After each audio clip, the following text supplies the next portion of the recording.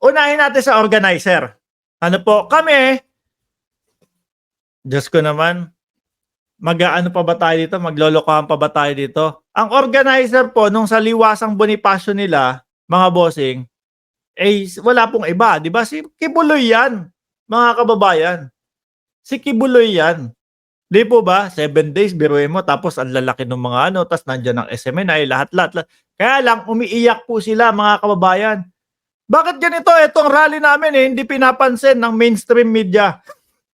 Kala ko ba malakas yung SMNI ninyo?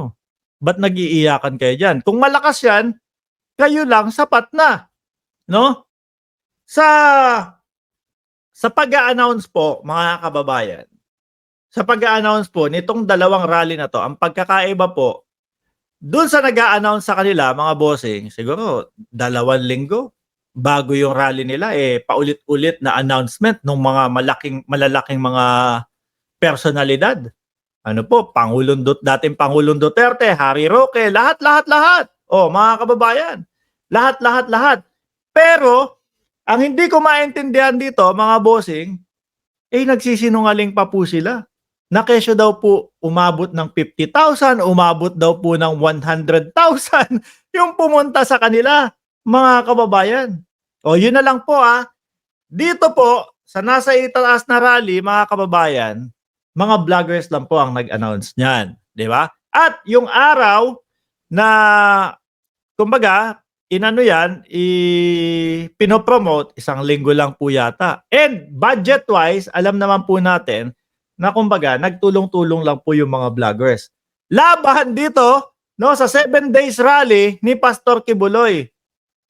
Sino sa tingin ninyo? Sino mag-aano? Yung mga mag-stage, yung mga ganito, ganyan. Oh.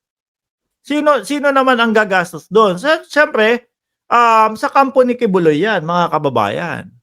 Di po ba? Organize yung sa inyo, sobrang organize. Ito, ano lang, mga vloggers lang. Donate nga lang yung iba O, di ba? Tapos, organic, walang hakot. Yung sa inyo, may bahid ng ano, may bahid na sinasabi doon, 50 ano yung na-interview ni Nino Barsaga? Sabi ni Mando, kung baga trip-trip lang ng mga vloggers, yan, partida pa yun subukan nyo po, mga kababayan. Ang sumigaw, yung mautog na nga lang po nila, mga bossing. Yung mautog versus yung bagong Pilipinas. Oh. Di ba? Yung unang-unang rally nila, Davao, mautog versus bagong Pilipinas. Nakita nyo naman po sa damakmak na rally. Ano po? At paulit-ulit po na sinasabi dito, mga kababayan, paulit-ulit po nating sinasabi dito na 500 lang yung expect na pupunta doon. Di ba? 500 lang yung expect na pupunta doon. Kagandahan nga po umabot ng 1,000 kahit papaano. Biruin mo mga vloggers lang yan 'Di ba? Yung sa kanila, yung nadaanan nung in-interview ni Nino Barsaga, mga kababayan, ano sabi? Ang sabi, sabi po sa amin 500 tapos 50 lang po binigay sa amin. May ganun silang issue. Dito, sa rally ng mga nakapula, mga kababayan, walang ganung issue kasi organic at inaamin naman sa simula't simula pa lang na hindi kasing dami, no? Nung kagaya nung kanila na pumunta. Di ba? At pangalawa ba napakadami na.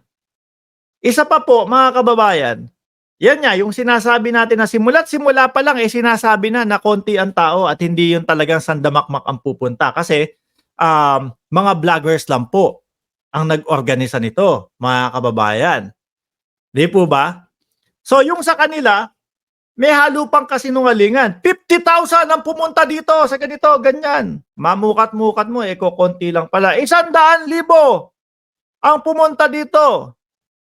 Pagka sindi ng ilaw niliwanagan yung ilaw 6,000 sabi ng PNP. 6,000. 6,000 ang pumunta dito. Pagkita mo, social distancing naman din sila. Kumpara mo pa mga DDS, nandiyan kayo? Baka ipategin nyo na ako. Baka ipategin nyo na ako. Sabi pa, mga kababayan, 100,000 ang pumunta dito, ganito, ganyan. Makikita mo doon sa picture. Ano pa, akala mo extended version ng COVID-19 eh. 2024 na, ang lalayo ng social distancing.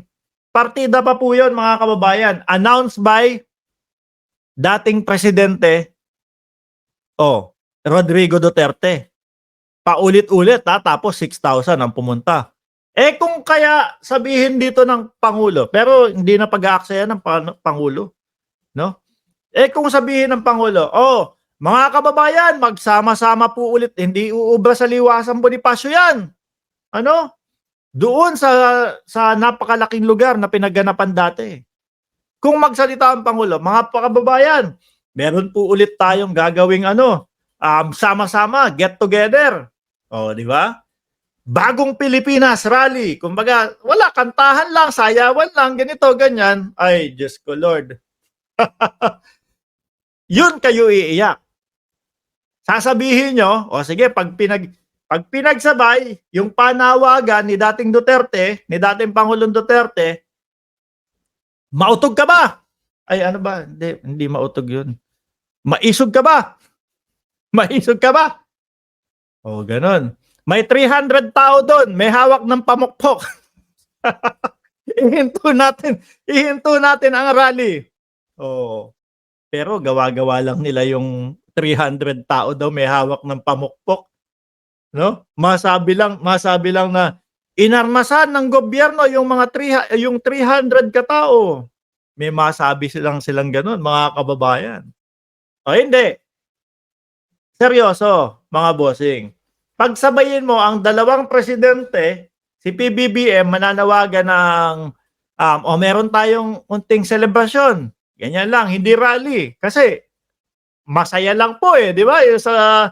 Sa BBM supporters, sa mga PBBM supporters po, kumbaga masaya lang po, mga bossing. Nagagalit na po si Henry kasi maingay na tayo. Masakit po naman sa tenga talaga mapakinggan na 6,000 lang po sila at si Presidente Duterte pa ang nag-iimbita. Masakit talaga. Talagang masasabay po ito sa heat stroke si Henry. Magbaon ka ng tubig mo dyan. Alam mo naman na live stream itong pinasok mo. Ano gusto mo? Ganun lang ako. Mahina ang utak mo kung yun ang ine-expect mo. Di ba? Sabi ni Eddie Boy, sabi ni Eddie, Baby Pink, Roslyn, bayaran kayo lahat ng supporter ni Bangaga. Umiiyak kayo dyan? Hindi naman kami umiyak nung sinabi nyong 100,000 ang pumunta do sa tapos 6,000 lang ang pumunta. Hindi naman kami umiyak ng ganyan. Bakit kayo nandyan umiiyak? Tapos ano expect nyo? Pumasok kayo sa isang live stream ng vlogger tapos expect nyo walang nagsasalita. Mahina ang utak nyo niyan, di ba? Ganun lang po iyon, mga kababayan. Tsaka sa bawat rally, bakit kailangan nyo magsinungaling na madami kayo? Ikukumpara nyo pa ito na bago pa lang mag-umpisa, sinasabi na po ng mga organizer, kaunti lang to, wag tayo mag-expect ng napakadami kasi kami-kami lang mga vloggers. Tapos ngayon mag-iiyakan kayo. Tapos gusto nyo, pag pinagkumpara talaga, sabi ni Pangulong Marcos, meron tayong gaganapin na rally ba? May gaganapin tayong bagong Pilipinas rally. Isabay mo kay Duterte yon. Ewan ko na lang po, mga kababayan. Kundi etong mga iyakin na mga DDS na ito, saglit, naligo na ba kayo? 10:40 na. Naligo na ba kayo? Huwag kayong gagaya doon sa inyong mga vlogger na akala mo nalilimahid bago ligo daw sila habang nagbablog. Okay. Huwag niyong gayahin ang inyong mga vlogger na sinasabi, naligo na kami. Bagong ligo po ako.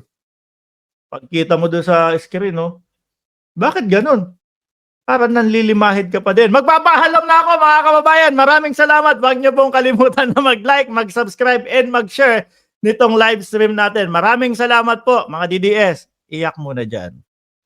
Mga DDS, oy, Comment diyan, comment. O sige, babasahin ko yung iyak ninyo, ha? Babasahin ko yung iyakan ninyo. Comment na, sabihin niyo, "BO, Mark Ramos." Ay, ang babagal, makukupad. Luma siguro mga cellphone nito. Paalam po mga kababayan.